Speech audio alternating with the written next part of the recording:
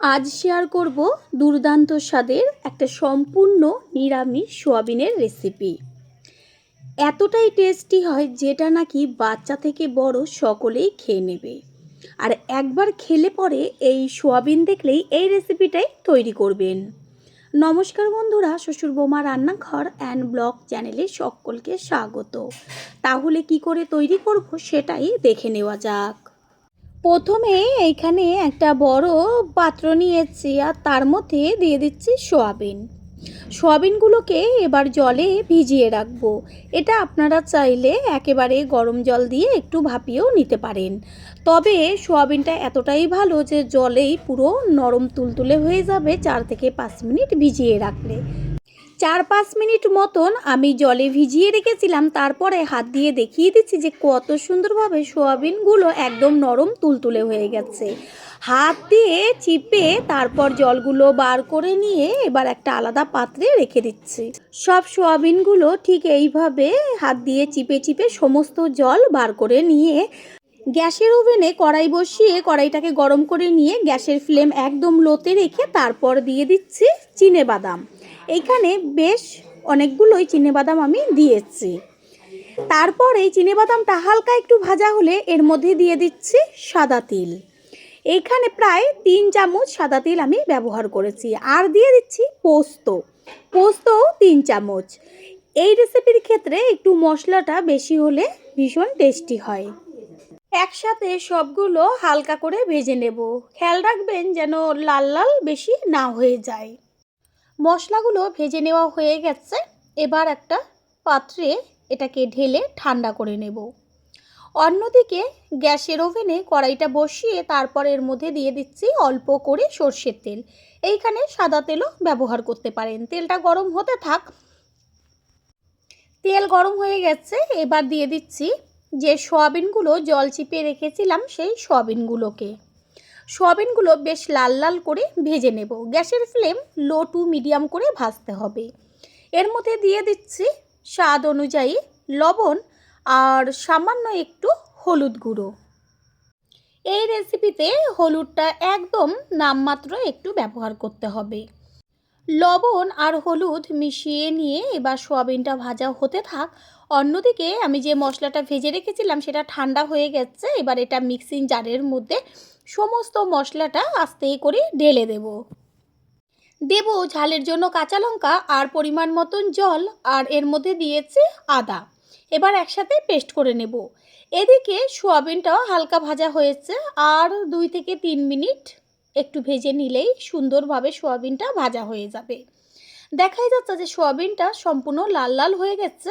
এবার এটাকে ঢেলে রেখে দেব কড়াইর থেকে।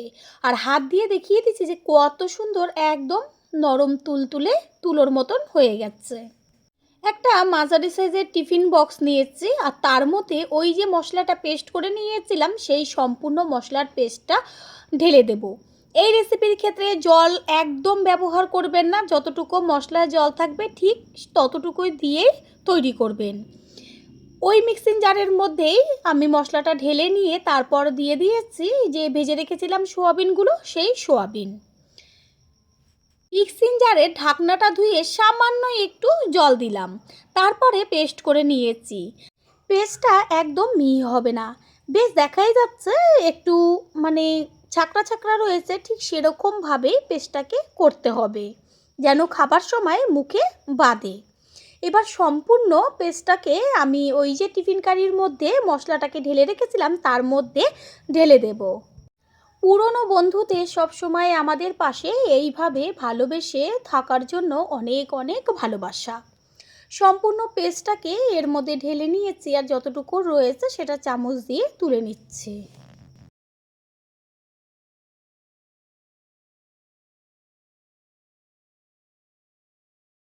সোয়াবিনের মধ্যে এবার দিয়ে দেব স্বাদ অনুযায়ী লবণ আর ছোট চামচের হাফ চা চামচ পরিমাণ চিনি। চিনিটাকেও স্কিপ করবেন না, এটা সমস্ত কিছুর ব্যালেন্সটাকে ঠিক রাখবে। তারপর দিয়ে দিচ্ছি একদম ছোট ছোট করে কেটে নেওয়া টমেটো। সবশেষে এবার ব্যবহার করব কাঁচা সর্ষের তেল।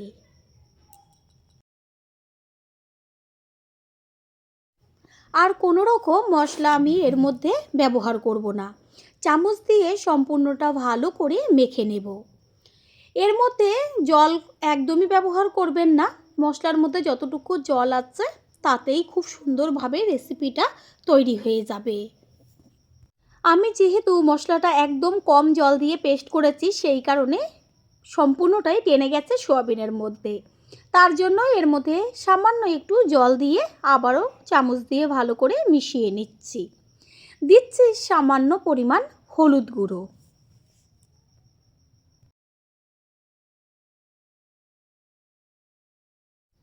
আবারও ওপরে একটু সর্ষের তেল ছড়িয়ে দেওয়া হলো। তারপরে একটা কাঁচা লঙ্কা সাজিয়ে এবার ঢাকনাটা আটকে দেব।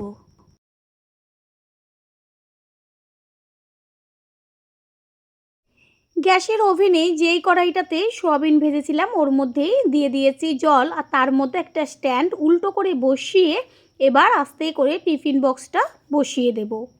তারপর একটা ঢাকনা চাপা দিয়ে দেব। গ্যাসের ফ্লেমটা প্রথমে হাই করে দিতে হবে জলটা টকবক হয়ে ফোটার জন্য। জলটা যখন দেখবেন ফুটছে তখন গ্যাসের ফ্লেম একদম লোতে রাখতে হবে। আর এই যে একটা ছিদ্র রয়েছে ঢাকনাটার গায়ে, সেটাকে একটা কাগজ দিয়ে মুড়িয়ে আমি আটকে দিলাম যেন হাওয়াটা বেরিয়ে না যায়। এইভাবে গ্যাসের ফ্লেম লো করে দিয়ে 25 থেকে 30 মিনিট হতে দিতে হবে। প্রথমবার যারা আমাদের চ্যানেল ভিজিট করছেন তাদের আন্তরিক শুভেচ্ছা ও অনেক ভালোবাসা।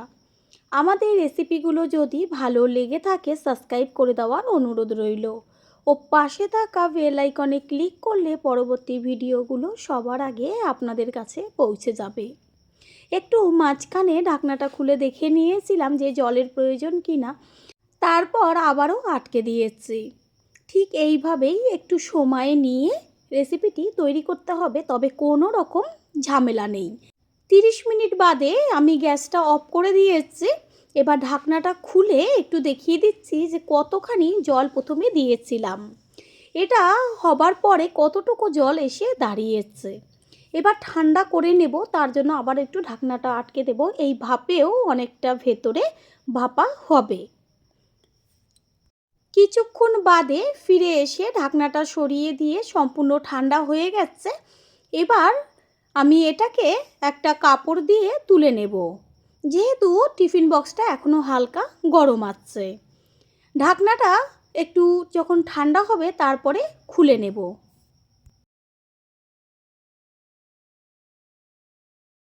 টিফিন বক্সটা সম্পূর্ণ ঠান্ডা হয়ে গেছে, আর ঢাকনাটা সরিয়ে আমি সম্পূর্ণ লুকটা দেখিয়ে দিচ্ছি। কত সুন্দর ধোঁয়া উঠছে। চামচ দিয়ে আমি সম্পূর্ণটা মিশিয়ে নিচ্ছি।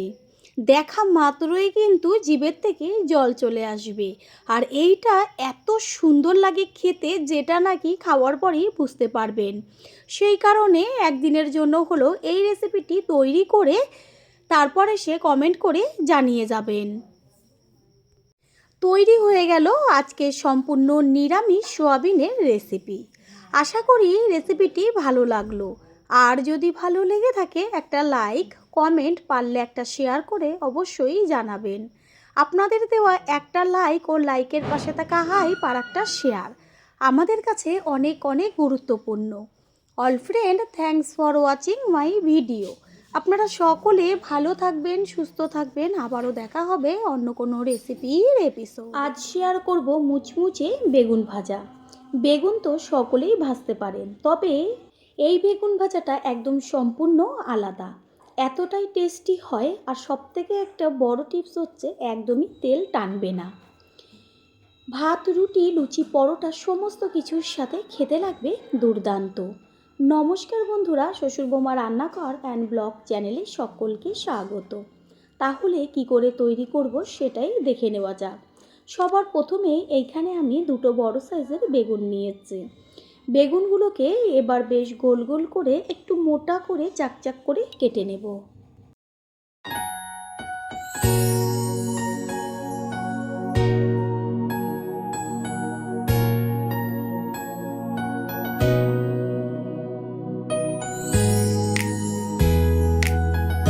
বেগুনগুলো সব কেটে নেওয়া হয়ে গেছে। এবার এগুলোকে ভালো করে জল দিয়ে ধুয়ে নেব।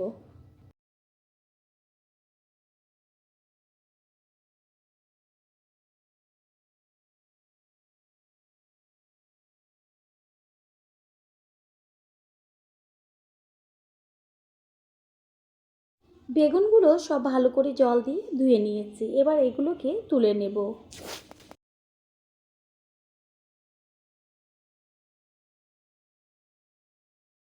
বেগুনগুলোর ওপরে ছড়িয়ে দিচ্ছি লবণ আর ছোটো চামচের হাফ চা চামচ পরিমাণ চিনি। দেব কালারের জন্য হলুদ গুঁড়ো আর একটু লঙ্কার গুঁড়ো। এইভাবে লবণ, হলুদ আর চিনি আর লঙ্কার গুঁড়ো দিয়ে এটা মাখিয়ে রাখলে পরে তাহলে কি হয়, বেগুনটা ভীষণ টেস্টি হয় ভাজার পরে খেতে। আরেকটা কথা হচ্ছে, কিছুক্ষণের জন্য যদি এটা মেখে রেস্টে রেখে দেন তাহলে তেল একদমই টানবে না। এই যে ভেতর থেকে জল বেরোবে, এই জলটা বেরিয়ে গেলে পরে তাহলে তেল একদম অল্প তেলেই সমস্ত বেগুনগুলো ভাজা হয়ে যাবে। বেগুনগুলোর দুই পিঠই খুব ভালো করে লবণ, হলুদ, চিনি, লঙ্কার গুঁড়োটা মেখে নিয়েছি। এটা কিছুক্ষণের জন্য রেস্টে থাক। অন্যদিকে এখানে নিয়েছি আমি বেসন। বেসনটাকে একটা বড় পাত্রের মধ্যে আমি ঢেলে নিচ্ছি। তারপরেই এর মধ্যে দিয়ে দেব কালারের জন্য হলুদ গুঁড়ো, দেব চালের গুঁড়ো। অবশ্যই চালের গুঁড়োটা ব্যবহার করবেন। যে কটা উপকরণ আমি দিচ্ছি কেউ স্কিপ করবেন না।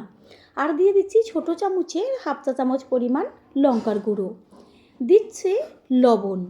এবার চামচের সাহায্যে সব কিছু ভালো করে মিশিয়ে নেব, সম্পূর্ণ জল ছাড়া। ঠিক এরকম জল ছাড়া চামচ দিয়ে ভালো করে একটু সময় নিয়ে মিশিয়ে নিতে হবে। বেগুন ভাজা তো সবসময় করে থাকেন, তবে এই পদ্ধতিতে একবার বেগুন ভাজাটা তৈরি করবেন। আমি গ্যারান্টি দিয়ে বলতে পারি, একদম সামান্য তেলেই অনেকগুলো বেগুন আপনারা ভাজতে পারবেন। 10 মিনিট মতন আমি লবণ হলুদটা মাখিয়ে রেখেছিলাম। এবার দেখবেন বেগুন থেকে কত জল বেরোচ্ছে। জলটা আস্তে করে হাত দিয়ে চিপে বার করে তারপর এই যে মিশ্রণটা তৈরি করেছি এর উপরে বেগুনটাকে রেখে হাত দিয়ে চেপে চেপে ওপরে যেন এই মিশ্রণটা আটকে যায় ঠিক সেইভাবে লাগিয়ে নিতে হবে। এই যে দেখা যাচ্ছে এপিট ওপিট খুব ভালো করে আমি মিশ্রণটাকে মাখিয়ে নিয়েছি। এইভাবেই সমস্ত বেগুনগুলো মাখিয়ে নেব। আর একটা বেগুন আমি দেখিয়ে দিচ্ছি। আগে প্রথমে জলটা চিপে ফেলে দিলাম, তারপর ঠিক এইভাবে মিশ্রণটার মধ্যে বেগুনটাকে রেখে দুই পিঠই হাত দিয়ে বেশ চেপে চেপে দিতে হবে।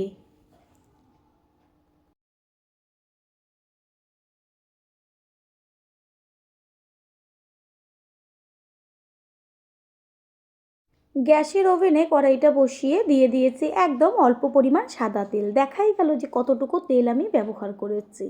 তেল গরম হতে হতে অন্যদিকে বেগুনের গায়ে মিশ্রণগুলোকে মাখিয়ে নিয়েছি। এবার একটা একটা করে গরম তেলের মধ্যে আস্তে করে ছেড়ে দেব।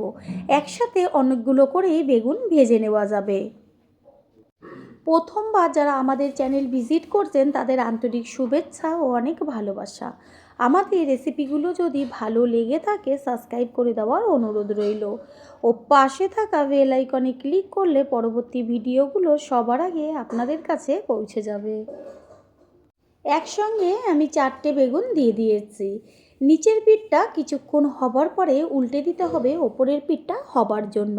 আর গ্যাসের ফ্লেম মিডিয়াম টু লো করে দিয়ে বেগুনগুলোকে ভাজতে হবে। যেহেতু একটু মোটা মোটা করে কেটে নেওয়া আছে সেই কারণে ভেতরটা যেন কাঁচা না থাকে সেটা খেয়াল রাখবেন। নিচের পিঠটা হালকা করে ভাজা হয়ে গেছে, এবার উল্টে দিচ্ছি ওপর পিঠটা হবার জন্য। এইভাবে এপিট ওপিট করে বেগুনগুলোকে খুব ভালো করে ভেজে নিতে হবে। পুরনো বন্ধুদের সবসময় আমাদের পাশে এইভাবে ভালোবেসে সাপোর্ট করার জন্য অনেক অনেক ভালোবাসা।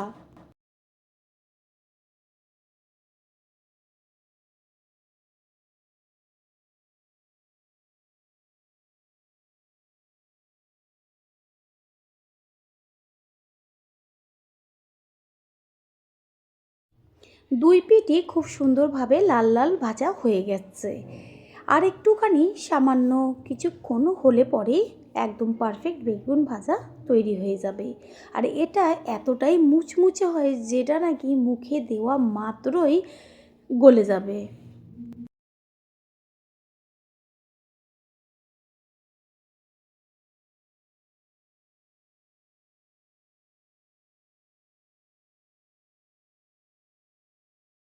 বেগুনগুলোকে এবার তেল ছেঁকে তুলে নেব। আর দেখাই যাচ্ছে যে যতটুকু তেল আমি দিয়েছিলাম ঠিক ততটুকুই তেল রয়েছে।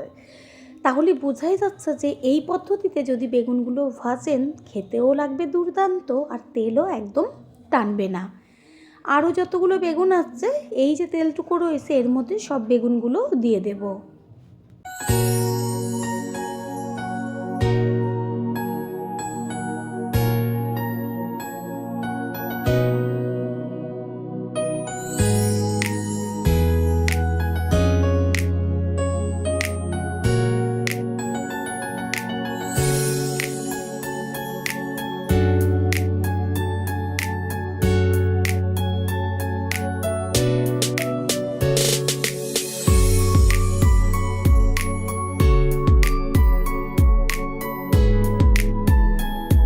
এই বেগুনগুলো সম্পূর্ণ ভাজা হয়ে গেছে, আর দেখাই যাচ্ছে যে এখনও কত তেল রয়েছে। তেল ছেঁকে বেগুনগুলোকে তুলে নেব। তৈরি হয়ে গেল একদম মুচমুচে বেগুন ভাজা। আশা করি রেসিপিটি ভালো লাগলো। আর যদি ভালো লেগে থাকে একটা লাইক, কমেন্ট, পারলে একটা শেয়ার করে অবশ্যই জানাবেন। আপনাদের দেওয়া একটা লাইক, একটা শেয়ার ও লাইকের পাশে থাকা হাইপ আমাদের কাছে অনেক অনেক গুরুত্বপূর্ণ। All friend, thanks for watching my video. আপনারা সকলে ভালো থাকবেন, সুস্থ থাকবেন। আবারও দেখা হবে অন্য কোনো রেসিপির এপিসোডে।